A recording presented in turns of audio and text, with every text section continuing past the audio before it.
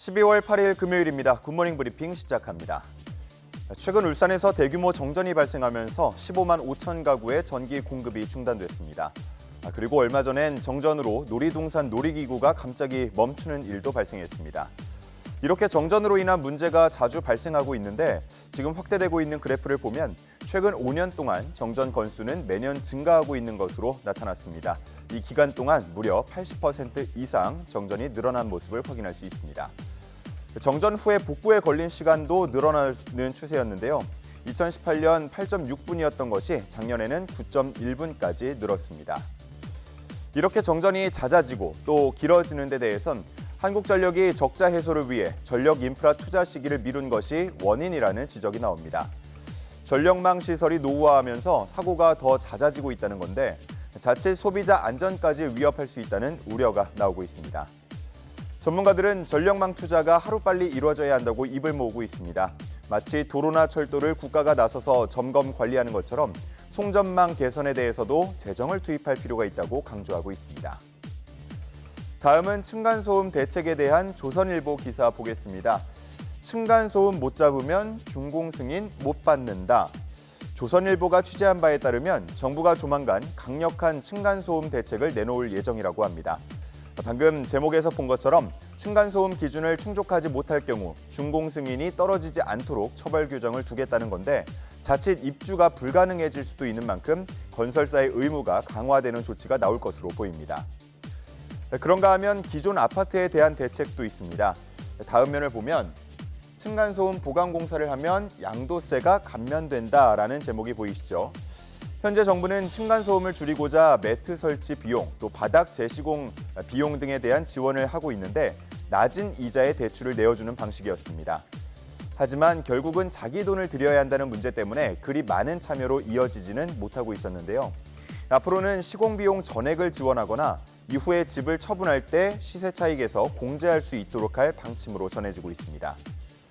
층간소음으로 인한 강력범죄가 갈수록 늘고 또 비교적 적은 비용으로도 층간소음을 줄일 공법들이 개발되면서 이렇게 정부가 강력한 대책을 추진하고 있는 건데요.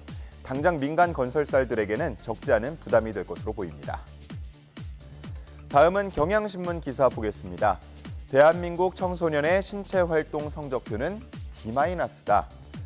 여러 조사를 종합해보면 우리나라 유청소년들의 운동 부족이 심각한 수준인 것으로 나타났습니다. 우리나라 청소년들의 운동 관련 수치는 세계보건기구 WHO 권장 수준에도 미치지 못하고 OECD 평균치에도 크게 뒤처지고 있었습니다. 특히나 코로나19의 영향으로 스포츠 참여율이 더 떨어졌는데요. 그러면서 저체력 학생들의 비중이 2019년 12.2%에서 2021년 17.7%로 늘어났습니다. 이 저체력 문제와 함께 비만 증가도 심각한 것으로 나타났는데요. 초등학생의 체중이 4.47kg, 중고생이 5.12kg 늘었고 비만율도 남학생, 여학생 모두에서 증가한 것으로 조사됐습니다. 관련 내용을 발표한 연구원은 신체 활동을 일상화, 생활화할 필요가 있다고 강조하면서 학교 정규 수업뿐 아니라 방과 후 체육 활동에 대해서도 강화해야 한다고 주장했습니다. 다음은 로봇 산업에 대한 조선일보 기사 보겠습니다. 지금 사진이 2장 나와 있는데요. 먼저 큰 사진. 서울 코엑스 인근 6개 건물을 오가면서 음식을 배달하는 배달 로봇의 모습입니다. 행인과 자동차를 피해서 이동을 하면서 건널목에서는 신호등 신호에 맞춰서 길을 건넙니다. 또 작은 사진은 강남에 위치한 5성급 호텔 레스토랑의 모습인데요. 로봇 셰프가 스테이크를 굽고 있는 모습입니다.